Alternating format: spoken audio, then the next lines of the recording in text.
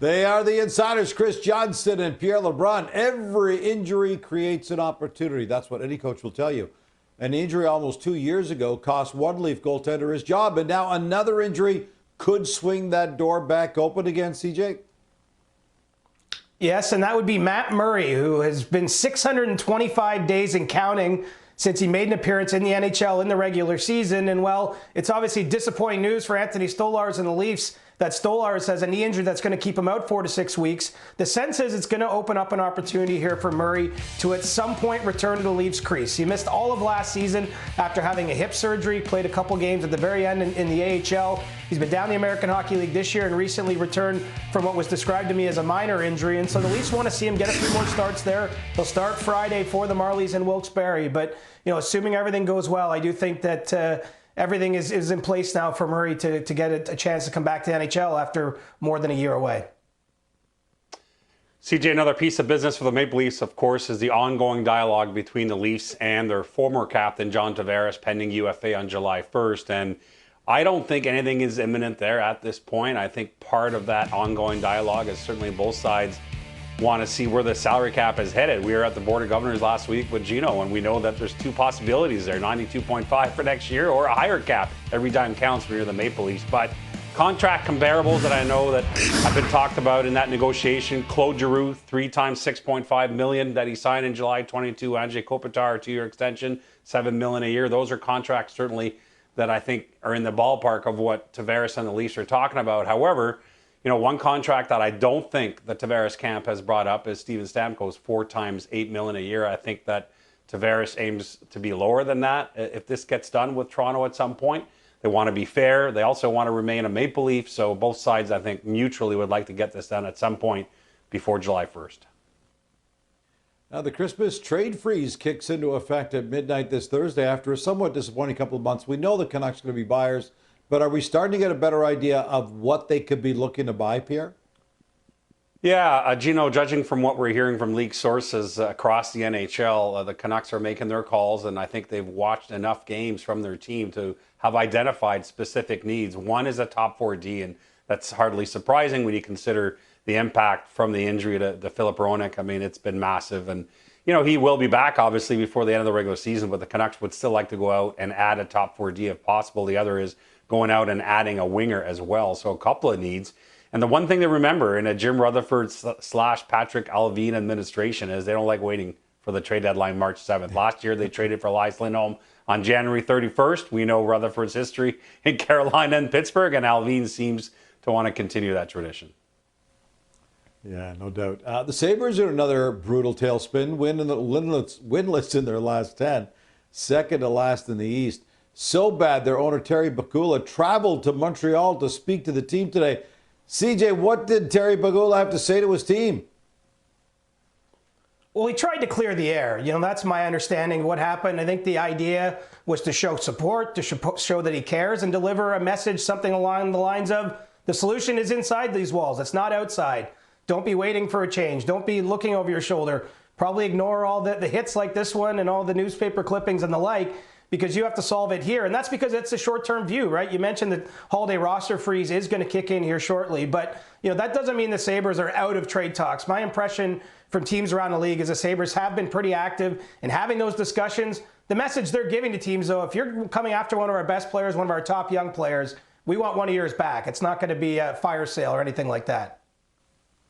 Listen, while we could have guessed the Sabres were going to struggle, I don't think anyone expected to see what we're seeing from the Rangers right now.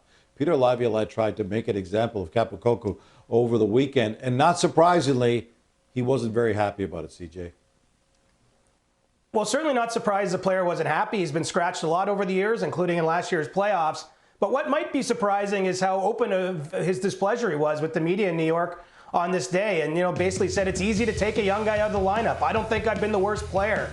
And so I think that really, given the history here, the fact the Rangers have gauged the market on this player in the past, I think it's a sign of how frustrated he's getting and might be open to a change of scenery at some point in the future. This becomes a situation to watch because Kaapo Kakko is still just 23 years old, has all the promise that made him a top pick a few years ago, and a player I think could be on the move, probably on the other side of the roster freeze with that so close now. he certainly doesn't like to speak his mind. They are. The Leafs center dilemma: who can strengthen the roster? If you're a Toronto Maple Leafs fan like me, you know the team's center depth has been a constant concern this season.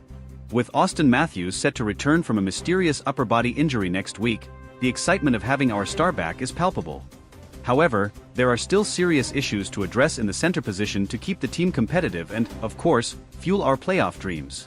David Kampf, a key piece in the center rotation, is sidelined with a lower body injury. As if that weren't enough, Kalle Jarnkrok is still recovering from surgery, leaving another gap in the lineup.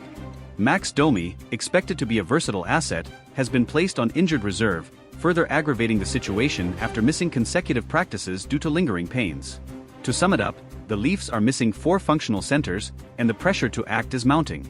James Mirtle, a respected Leafs analyst and contributor to The Athletic, highlighted a series of potential trade targets to address this dilemma during his appearance on the JD Bunkies podcast. Among the names mentioned, 2 stood out: Nick Jugstad and, for the nostalgic fans, a possible reunion with Ryan O'Reilly. Jugstad seems to be Mirtle's favorite, and for good reason. The player, who signed a 2-year deal with the Utah Hockey Club last offseason, carries a manageable $2.1 million cap hit, which is essential for a team as salary cap-strapped as the Leafs. Additionally, standing at 6 feet 6 inches and weighing 205 pounds, he would bring not only physicality but also consistent offensive contributions. Jugstad is the most viable option for the Leafs right now, Mirtle stated on the podcast. And he's right.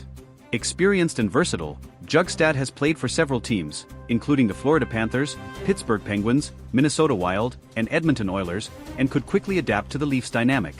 With an affordable contract and a solid track record, he offers a practical solution without sacrificing too many future assets.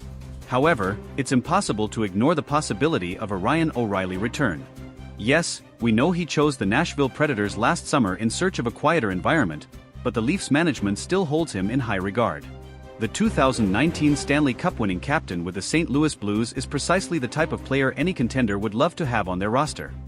However, the cost of bringing him back would be steep, both in terms of trade assets and cap space adjustments, as Nashville or a third team would need to retain part of his salary. I don't think the O'Reilly scenario is entirely out of reach, Mirtle said, showing that there's optimism within the organization. However, there are doubts about how much it's worth investing in a 33-year-old player, even with his impeccable credentials. Meanwhile, cheaper internal options like Steven Lorentz, Connor Dewar, Pontus Holmberg, and Fraser Minton have been mentioned. But let's be honest, these names might serve as short-term stopgaps, but they're far from offering the stability and impact the team needs. The pressure is all on GM Brad Treliving. He knows that despite the Leafs' solid performance so far, the center position is crucial to sustaining any championship aspirations.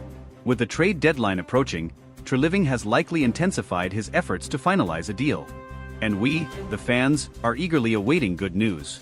For now, all we can do is trust that the team can weather this tough phase and hope a solution, whether it's Jugstad, O'Reilly, or another name, arrives before things spiral out of control.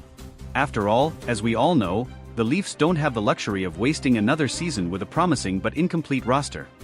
The time to act is now. The Leafs center dilemma, expanding on the potential solutions. The Toronto Maple Leafs, amidst another promising yet tumultuous season, face one of their most pressing challenges, addressing a depleted center lineup that threatens to derail their momentum. While the return of Auston Matthews is a beacon of hope, the broader picture remains dire, requiring urgent action from the front office. With Kampf, Jarnkrok, and Domi sidelined, the team's depth has been stretched thin. The immediate impact is clear on both ends of the ice. Defensively, the Leafs are struggling to suppress opposing top lines without reliable two-way centers. Offensively, puck distribution and power play setups have been less dynamic, as the makeshift lineups lack the same chemistry. This imbalance underscores the necessity for reinforcements. Nick Jugstad, as highlighted by James Mirtle, presents the most realistic trade option. His affordable contract and towering physical presence align perfectly with the Leafs' needs. Beyond his imposing stature, Jugstad brings versatility. He can play both center and wing, a flexibility that would allow head coach Sheldon Keefe to adjust the lineup dynamically. However, acquiring Jugstad isn't without complications. The Utah Hockey Club, formerly the Arizona Coyotes, is currently rebuilding but may still demand a premium return for their experienced forward. The Leafs will likely need to part with a mid-tier prospect or draft pick to make the deal work. With their prospect pool already thin, Treliving faces a tough decision. Another name that excites fans and analysts alike is Ryan O'Reilly. The former Conn Smythe winner and Stanley Cup champion has a proven track record of elevating teams in high-stakes situations. His leadership during his brief stint with Toronto last season left a lasting impression. Yet, the Predators have little incentive to move him unless the offer is overwhelming. Should the Leafs pursue O'Reilly, it would almost certainly require a multi-asset package. A first-round pick and a promising young player like Nick Robertson might need to be part of the conversation. Additionally, Nashville would have to retain salary, a process that often involves a third-party team to facilitate. The logistics are challenging but not insurmountable. Internal options like Pontus Holmberg and Fraser Minten offer short-term relief but lack the experience needed for a deep playoff run. Holmberg has shown flashes of potential, but his limited NHL exposure raises questions about his readiness for a consistent role. Minten, while promising, is still developing and would be better served continuing his growth in the minors. A wild-card option could be exploring European leagues or waiver claims to unearth an overlooked talent. Teams like the Vegas Golden Knights and Colorado Avalanche have found gems in unconventional ways, and the Leafs scouting department may need to cast a wider net to uncover an affordable, immediate solution. Another factor complicating the Leafs' decisions is the looming salary cap crunch. With Matthews' extension set to kick in soon, Toronto must be mindful of every financial commitment. Adding a high-priced center now could limit flexibility during the off-season, forcing Treliving to juggle short-term needs against long-term sustainability. Trade timing will also play a pivotal role. Acting quickly could stabilize the team and prevent further slip-ups in the standings, but it may come at the cost of negotiating leverage. Alternatively, waiting closer to the deadline could yield better deals as selling teams grow more desperate. The risk, however, is enduring several more weeks of uncertainty. Sheldon Keefe's role in navigating this storm can't be overstated. His ability to extract maximum effort from an injury-riddled lineup will be crucial. Keefe has already experimented with unconventional line combinations, but the lack of true centers limits his tactical options. A new acquisition would provide the stability he needs to implement a more structured game plan. The Leafs locker room has remained resilient through adversity, with veterans like John Tavares and Morgan Rielly stepping up as vocal leaders. However, even their efforts may not be enough to overcome the absence of key personnel. Reinforcements are not just a luxury, they're a necessity. For fans, the anxiety is palpable. After years of playoff heartbreak, this season feels like another chapter in the saga of unmet expectations. Yet, there's cautious optimism. The team has shown glimpses of brilliance, and the addition of a solid center could be the missing piece that transforms them from contenders to genuine threats. As the trade rumors swirl, one thing is certain: the next few weeks will be critical in shaping the Leafs season. Whether it's Bjugstad, O'Reilly, or an unexpected name, the decision made by Brad Treliving and his staff could define not just this campaign, but the team's trajectory for years to come. For now, we wait, hopeful that the Leafs will seize the moment and finally deliver on their immense potential. Will the Leafs make their move? As the speculation intensifies, the Leafs fan base is holding its collective breath, waiting for signs of a breakthrough.